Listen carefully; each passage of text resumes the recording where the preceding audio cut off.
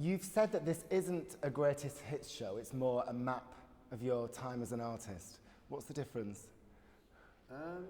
Well, I mean, I think there's things that I've included that kind of bridge the gap that aren't greatest hits. There's that first room over there, which is a little bit embarrassing. So I think it tells a story. I mean, there are as I've gone through, maybe I was a little bit wrong saying that, because there are a lot of the top pieces in here. They're the ones that get the headlines and all that stuff.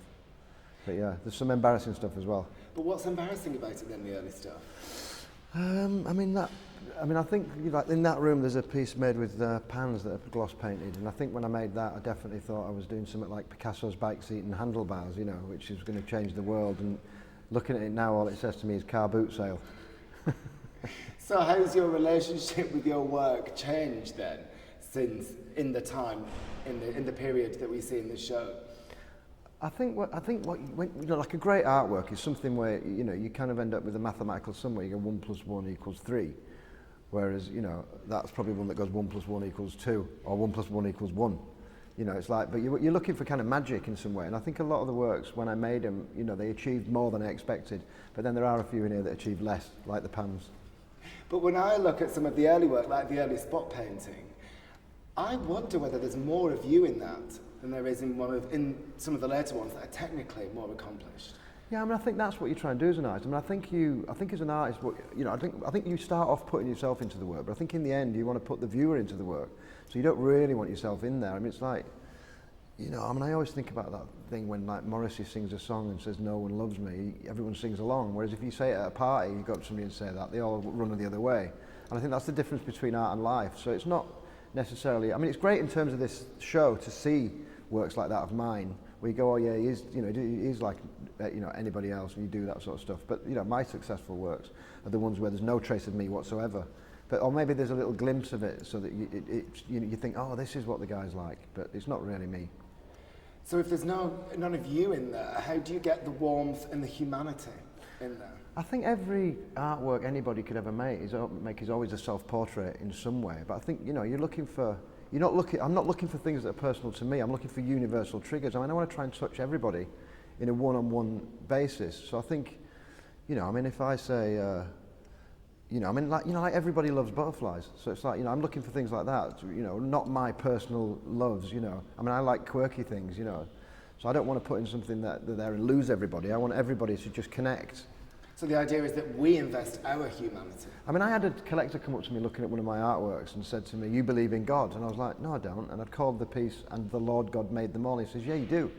And it's like, I think that's good, that you would get a viewer arguing with you about your beliefs because of an artwork you've made, when it's not really a self-portrait, because I don't believe in God. So the idea then is, we as viewers, the reason that the warmth and the heart comes across is because we're putting it in. Yeah, absolutely. I mean, I think in all artwork that's what happens, and that's the trick. That's how as an artist, you trick people into, into putting themselves into it.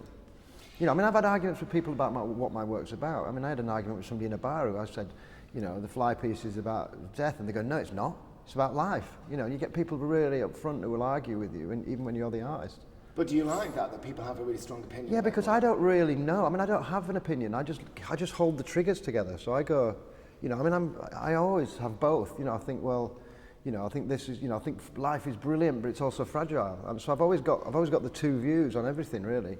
I mean, like I look at the butterfly paintings and I think they look happy and bright and optimistic, but then I think, oh my God, it's insects trapped in paint.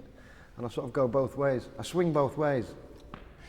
When you say things like that, and you mentioned earlier about the butterflies, everybody loves butterflies. Do you think when you're creating work, what is going to please the greatest number of people?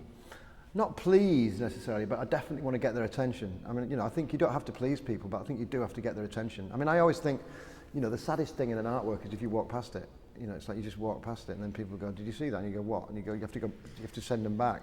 Whereas I always think, I think it's a great achievement if after somebody looks at one of your things, they're thinking about it an hour later. If you can get it to the point where it's like a day later or a week later, then that's genius.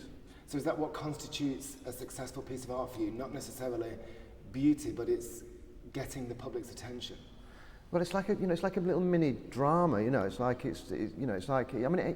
mean, all art is positive. It's not negative. So it's like you don't want people to leave the gallery and want to kill themselves. You want them to leave the gallery and want to live. And live in a better way than they came into the gallery. Take something away with them. That's what I want to achieve. And this streak of kind of showmanship or spectacle that runs through the work, is that what this is doing? Is that trying to get attention? Where do you think this comes from? I mean, I love art that does that. I mean, I always have. I think all art does that. I mean, I think all art's about life and death. I think that's the drama, And I think that, I mean, it's funny that in art people say your work's sensational and it's a negative thing, whereas in life, or if somebody said you look sensational, you're not going to be upset by that, are you? You mentioned attention, and obviously you get your fair share of negative attention as well. Do you think, I mean, people quite often concentrate on the money side of things, the production line side of things. Do you think when critics talk about how much money you earn, it's a way of cutting you down to size and reminding you of your working class roots? I don't know, I mean, I think money's an important key in the factor, but I think, it's like, I think I use anything to get people's attention, and I think the money's something that does that as well, I mean, I think, I've learned that you have to respect money because it's, it's a big thing, and there's lots of people who don't have it, but, what I get is people say, your work's only about money, or your work's only about getting attention, and it's like, and they're basically saying there's nothing underneath that, you know what I mean? Why do you think they say that about you, rather than other artists? I don't know, I mean, I suppose probably because it's gone from so little money to such a large amount of money, but I think, I think money's difficult to deal with, and I think it's difficult for us all to deal with, and it's difficult to see, things that, sell for lots of money. How relevant is it now for critics to talk about the fact that you started with no money and you were a working class boy in 2012? Is it relevant to your work? It's the American dream, isn't it? Except we're not in America.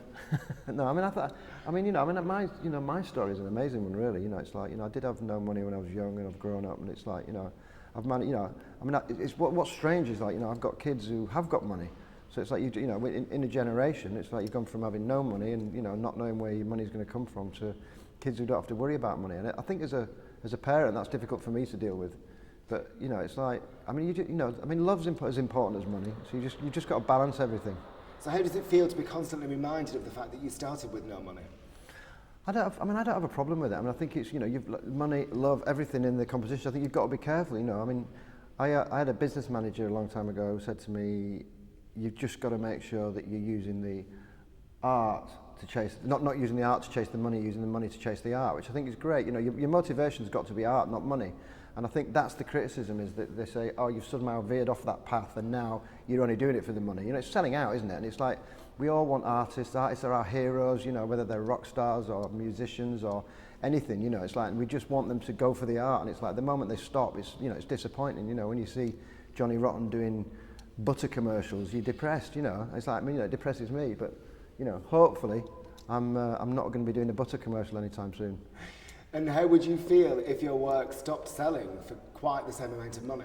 I think you have to not have, in the way that that's not the motivation. You have to get, all artists have to go through those periods, I mean, mine's, prices are less than they were, and, people want the early work, they don't want the late work. So I think you just got to get through it, I mean, I suppose you do have, I mean, the fear is that the work is no good. The fear is not that people aren't buying it. It's like people can not buy it and it can still be good.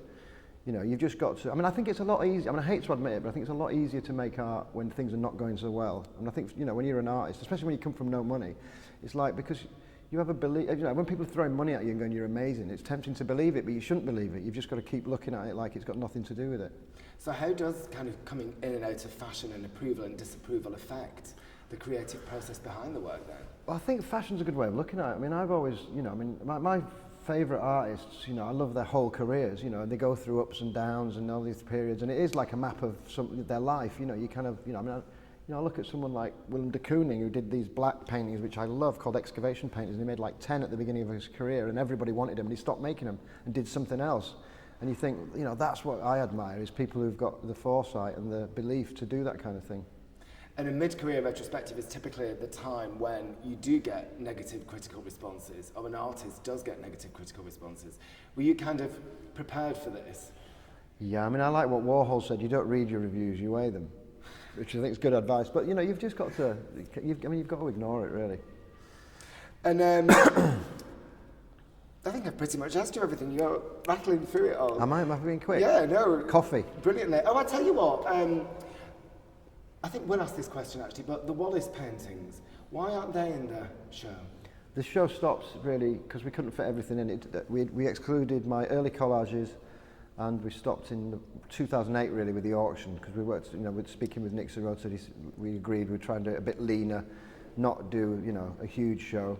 And But if the show maps your career as an artist, surely that period was an interesting development, and that you stepped back. I think it's too recent. It's like, that I did that show in 2009 or 2010, I can't remember. 2009, yeah.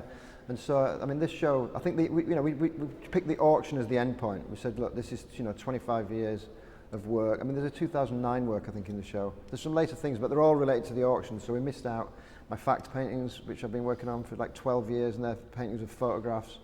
And we missed out the biopsy paintings. We missed out the early collages. So there's quite a lot not included. We've kept it tight. That's for my next show.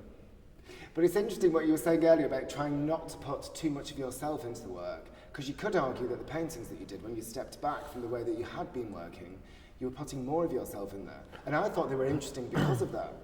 No, I think that's just another trick. I mean, it's like, you just think that you have. I mean, but great art, you don't really get the artist in there. That's why it's great. I mean, it wouldn't work on a universal level, if you do that. I mean, I think it's just another trick to make you think it is. I mean, the thing is, the reason why I didn't, in my early paintings I did, and the reason why I like the new paintings is because I don't. But when you say things like that, this work is just another trick, that's what critics are going to pick up on, isn't it? No, They're going to say that you're think just about tricks and showmanship. So you do slightly egg people on. No, I mean, I think, it's like looking at those paintings, it's like, like I said, we all love butterflies, we're all frightened of skulls. But it's like, it's not my skull, it's not your skull, it's a universal skull that you connect with and it frightens you and you think the darkness, it's like, we want artists to go into the darkness, like in those blue paintings I was doing, you want artists to go into the darkness so you don't have to, and you want to show you a little bit of what they discovered when they went there, and that's what's frightening. But, I'm like everybody else, I don't want to go that into the darkness, so I've got to get close to the darkness and paint it and present it to you, but it's like, it's not my darkness, it's our darkness. On that level then, which do you think is the most significant piece in this show? Well, I mean, significant pieces. I mean, I find it difficult because I can look at it from a wide picture or a straight picture. I mean, significant. In terms of you going into the darkness. I mean, I like, pushing yourself into I mean, I've always said, when I was asked which pieces I'd take from the burning building if I had to, it's like, I was given 4. I chose the diamond skull, the golden calf, the shark, and the 1,000 years, the fly piece. And in the show I've got 3 of those, which is the shark, the diamond skull, and the fly piece. If I had to pick one, I don't know, at the moment I'm torn between this diamond skull and the fly piece. Maybe the diamond skull because you could get it under your arm. It'd be difficult to get out the burning building with the fly piece. Can I ask you one last question, which is one that I feel I have to ask. When David Hockney opened his show, there was that line on the poster, all the work has been created by the artist himself. Was there? Yeah, and it was interpreted as a dig at you and your use of assistants. Wow. I was going to ask you how it felt, but if you didn't know about it...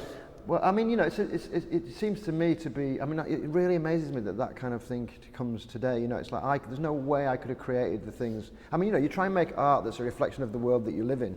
And in the world that we live in, everything we're involved with is made by other people. So I don't see how you can make a comment about the world that you live in. I mean, you have to go in the woods and paint. There's no way you can, sit. I mean, I always remember people sort of say to me, your work's a factory, like it's a negative thing. And you just think, factories make amazing things. They don't just make dog food, they make Ferraris. Why do you think people are still outraged then at the use of assistants hundreds of years after Michelangelo?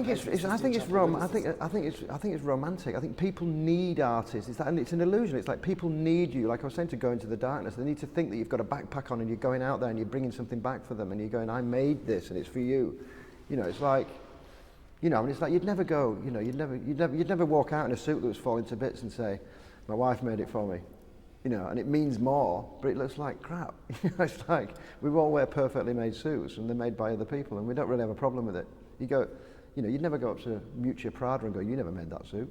I think it's because we all persist in the belief that art is created when the artist invests something of his or herself, and that's why what you're saying is so radical. Yeah, but that's why I think that's the illusion. I think that's what you have to do, and it's like that's the trick. I mean, it's like because, and I think even when it was the guys painting on the cave walls, I think they weren't putting themselves into it. You know, it's like, I think that's what art is, and that's what artists do. Artists are magicians, and art is magical. You know, it's magic. But you know, we don't have a problem with David Blaine. You know, we want to believe. Everybody wants to believe, and you know, artists hijack your belief and present it back to you in a really generous way.